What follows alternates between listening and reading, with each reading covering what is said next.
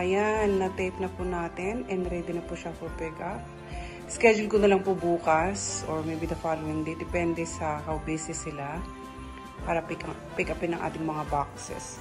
Ginawa ko po sa loob ng box is I sorted them out para hindi naman mahirapan si Sir Paul at saka yung mga kasama niyang mag-sort out ng mga damit sa loob.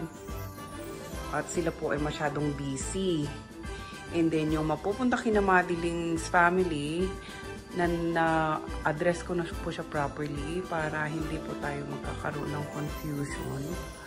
At kawawa naman ng ating mga hardworking team sa Mindanao kung sila ay nababash. So, and thank you, Sir Paul and your team for taking your time and for the hard work that you do. God bless you po.